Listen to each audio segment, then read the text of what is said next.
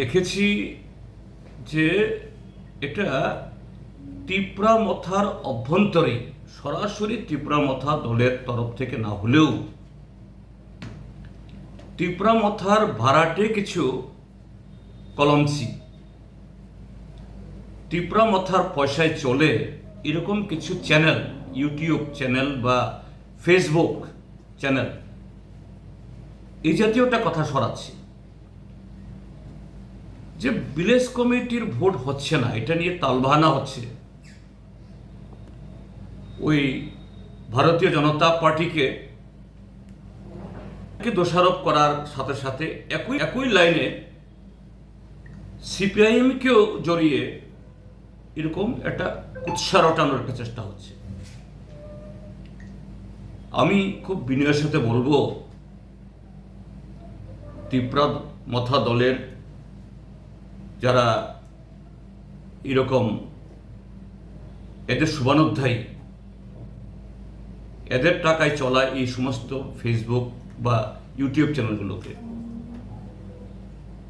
আরে এই তিপ্রামথা দল কার সাথে আজকে সরকারে আছে, ঘর করছে? বিজেপির সাথে। সেই বিজেপি আরো 5 বছর আগে ভিলেজ কমিটির মেয়াদ শেষ, 5টা বছর ভোট করছে না। মন্ত্রিসভায় এই তিপ্রামথা সদস্যরা এর বিরুদ্ধে একটা কথা বলতে পারছেন না। বিধানসভাতে গিয়ে এটা নিয়ে কোনো আওয়াজ তুলতে পারছেন না। এই জোট থেকে বেরিয়ে আসতে পারছেন না। আর নিজেদের কায়েমি স্বার্থের কারণে, কি কারণে আপনাদের এই মন্ত্রিসভার ভেতরে বিধানসভাতে এটা নিয়ে তিপ্রামথা বিজেপির বিরুদ্ধে কথা বলতে পারেন না? কেন আপনারা বিজেপি থেকে সাথে এই জোট থেকে বেরিয়ে আসতে পারছেন না?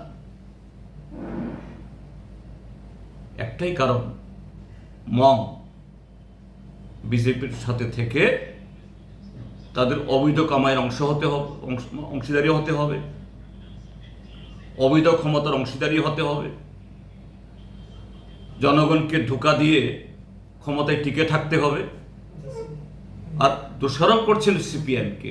এই সিপিএম যতদিন, বামফ্রন্ট যতদিন ক্ষমতায় ছিল, ভিলেজ কমিটির ভোট 5 বছর অন্তর অন্তর হয়েছে, একদিনও, 1 মাসও সেখানে ব্যতিক্রম হয়নি।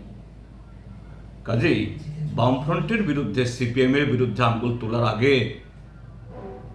তিপ্রামথা হোক বা যেই হোক, নিজের নাম দিয়ে প্রকাশ্যে বলতে সাহস করছেন না, বকলমে আড়াল করে যারা বলছেন, এই ভণ্ডামি ছেড়ে নিজেদের চেহারা খুলুন। আপনাদের দ্বিচারিতা, ডাবল স্ট্যান্ডার্ড, একসাথে বিজেপির সাথে লুটপাট, চুরি সবখানে থাকবেন, আবার সুপ্রিম কোর্টে গিয়ে এখানে ট্রাইবাল দরদি সাজবেন। এখন এই বিজেপি আবার এই যে সুপ্রিম কোর্টের রায় হওয়ার পরও এটাকে যাতে না হয় নানা অজুহাত তুলছেন, বলছেন যে না, ওই পেট্রোল ডিজেলের সংকট, তারপরে এই এডিসির ভিলেজ কমিটিতে রিজার্ভেশনের নিয়ে ঝামেলা, কেন কথা বলতে পারছেন না সেখানে?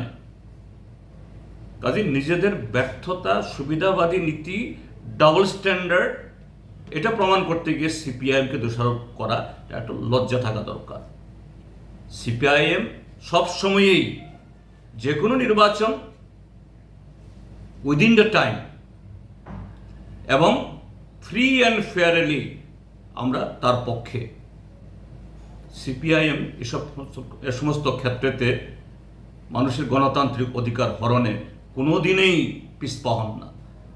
কাজেই তারা এ সমস্ত কথা তোলার আগে একটু নিজেদের চেহারা আয়নায় দেখে তাদের যে চরিত্র, তাদের যে পাপ, এ সম্পর্কে ভালো করে একটু রপ্ত করুন। ত্রিপুরাজ্যের মানুষ সঠিকভাবেই তাদের জবাব দেবে একদিন।